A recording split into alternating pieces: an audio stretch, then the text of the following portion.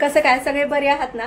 सगळ्यांनी छान राहा, कारण उन्हाळा खूप वाढलेला आहे आणि काय झालंय ना, सकाळची कामं माझी सगळी झालेली आहेत आणि कामं झालीत म्हणून म्हटलं रेसिपी शूट करावी. तर चपातीच्या डब्यामध्ये बघितल्या तर चपाती तशीच शिल्लक आहे.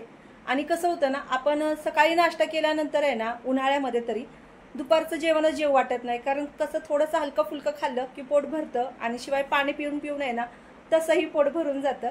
म्हणून म्हटलं आज एवढ्या चपात्या शिल्लक राहिल्यात त्या फेकून द्यायला नकोत, त्याचं काहीतरी वेगळं बनवावं, जेणेकरून आहे ना चपाती फेकून सुद्धा देता येणार नाही आणि पोटात सुद्धा जाईल आणि वाया सुद्धा जाणार नाही.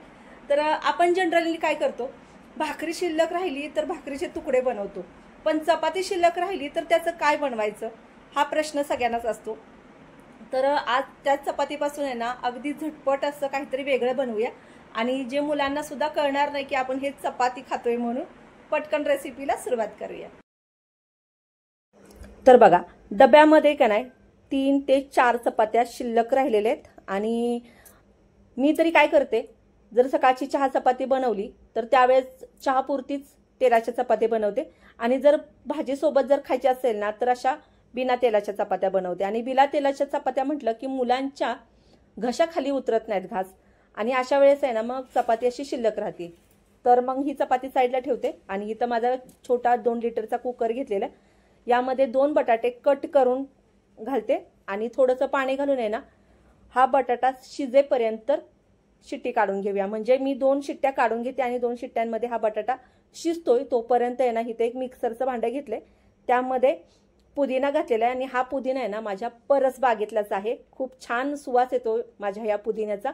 आता इथं थोडीशी मुठभर कोथिंबीर घातलेली आहे, एक हिरवी मिरची आणि एक लाल मिरची घातलेली आहे, आलं लसणाची पेस्ट घातलेली आहे, अर्धा चमचा डाळवं घातलेले, थोडंसं पाणी घातलेले आणि थोडासा ना लिंबाचा रस घातलेला आहे. लिंबाचा रस जर घालायचा नसेल ना तर तुमच्याकडे चिंच असेल ना ती सुद्धा घातली तरी हरकत नाही. आता झाकण लावते आणि मिक्सरला चांगलं फिरवून घेते. तर यामध्ये ना मी मीठ आणि जिरं घालायचं विसरून गेली होती, म्हणून मीठ घातलं आणि भाजलेल्या जिऱ्याची पूड घातली आणि हे चांगलं मिक्स करून घेतलं. तर आपली इथं आहे ना चटपटीत अशी चटणी रेडी झालेली आहे. आता इथं मी भाज्या काय कट करून घेतल्यात ना ते सुद्धा दाखवते. तर बघा, इथं एक शिमला मिरची, कांदा, टोमॅटो आणि काकडी असं बारीक आहे ना स्लाइस करून घेतलेले. आणि एका साईडला बघा बटाटा सुद्धा चांगला असा शिजलेला आहे, बटाटा सोलून घेते. तोपर्यंत इथे एक छोटं भांडं घेतलंय आणि त्याच्यावर आहे ना चपाती घेतली मी. जर तुमच्याकडं सँडविच मेकर जर असेल ना तर तुम्ही सँडविच मेकरचा वापर करून सुद्धा करू शकता. आणि सँडविच मेकर आहे ना चपातीवर असा उलटा ठेवून आहे ना याचा वापर सुद्धा करू शकता. म्हणजे तुम्हाला पाहिजे तसा तुम्ही सँडविच मेकरचा सुद्धा वापर करू शकता. पण ज्यांच्याकडे सँडविच मेकरच नसेल तर त्यांनी काय करायचं, तर त्यासाठी ना एक जुगाड सांगते तुम्हाला मी.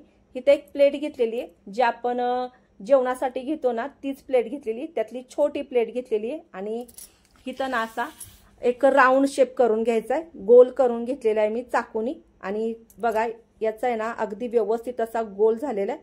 आता हा गोल आहे ना, या गोलवर आहे ना गोल चपातीवर आपल्याला चटणी लावून घ्यायची. तर सुरुवातीला जी चटणी केली होती ना आपण हिरव्या मिरचीची हिरवी चटणी ती घालून घेते. आणि हो, तुम्ही इथपर्यंत जर व्हिडिओ बघितला असेल ना तर हा व्हिडिओ तुम्ही कुठून बघताय, चॅनलवर जर नवीन आला असाल ना तर चॅनलला लाईक करा, सबस्क्राईब करा आणि बाजूला जे बेल आयकॉन असतं ना ते नक्कीच दाबा. आणि तुमच्या काही प्रतिक्रिया असतील ना ते सुद्धा मला कमेंटद्वारे कळवायला विसरू नका. तर बघा, बोलता बोलता की नाही हिरवी चटणी चांगली लावून घेतलेली आणि याच्यावर आहे ना थोडंसं मेयोनीज सुद्धा लावून घ्यायचंय. तर मेयोनीज थोडंसं असं लावून घेतलं ना तर त्याची टेस्ट खूप छान लागते बघा, मस्त असं आंबट तिखट गोड लागतं. आणि याच्यावर आहे ना मी थोडीशी शेजवान चटणी किंवा मग तुम्ही टोमॅटो कॅचअप सुद्धा लावून घेऊ शकता. तर इथं चांगली ही शेजवान चटणी सुद्धा लावून घेते आणि अगदी व्यवस्थित चारी कोपऱ्यात ना स्प्रेड करून घ्यायचे, चटणी चांगली लागली पाहिजे. आता चटणी एका चपातीला लावली आहे मी, तशीच दुसऱ्या चपातीला सुद्धा लावून घेते, म्हणजे तेच तशीच लावून घेतलेली आहे.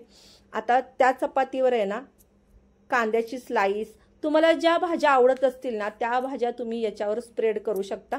तर माझ्याकडे कांदा होता, टोमॅटो, काकडी, शिमला मिरची, तुम्ही यामध्ये ना बीट सुद्धा किंवा गाजर कुठल्याही तुम्हाला आवडणाऱ्या भाज्या तुम्ही यावरती ठेवू शकता.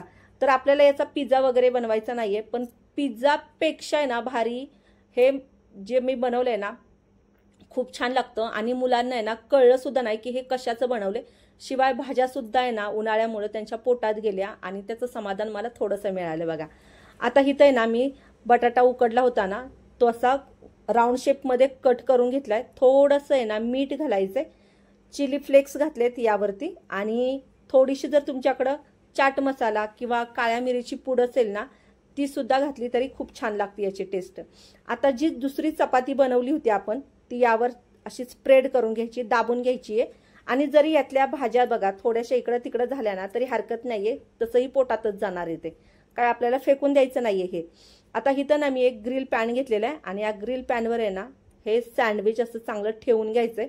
तर तुम्ही पहिल्यांदाच बघितलं असेल आपण राऊंड शेपचं सँडविच बनवलेलं आणि तेही आहे ना चपातीपासून. तर असं सँडविच तुम्ही बनवलं ना तर चपाती वाया सुद्धा जाणार नाही आणि शिवाय ना फेकून देतो तर मनामध्ये थोडंसं बेकार वाटतं बघा, किंवा मनाला थोडंसं वाईट वाटतं की आपण कशासाठी करतो आणि हे सगळं फेकून द्यायचं. आणि हे ना असं चांगल्या कामाला सुद्धा लागतं, म्हणजे सत्कर्मी सुद्धा लागतं बघा, कारण मुलांच्या पोटात सुद्धा जातं आणि वाया सुद्धा अन्न जात नाही. तर इथं ना हे राऊंड सँडविच जे होतं ना ते दोन्ही बाजूनी चांगली खमंग खरपूस असं भाजून घ्यायचंय.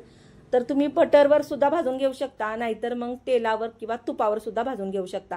तर हे सँडविच आहे ना दोन्ही बाजूनी असं चांगलं भाजून घेतलेलं आहे आणि मस्त वरतून असं क्रिस्पी ही चपाती झालेली आहे आणि आतून आहे ना भाज्या अशा मस्त रसरशीत लागतात आणि भाज्यांची टेस्ट सुद्धा खूप छान लागते.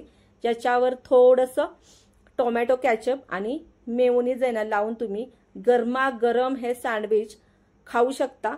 तर अशा पद्धतीने आहे ना तुम्ही चपाती करू शकता, किंवा तुम्ही चपाती जर शिल्लक राहिली तर तुम्ही त्याचं काय बनवता हे मला कमेंटद्वारे कळवायला विसरू नका. चला तर मग भेटूया अशा छान छान रेसिपी सोबत.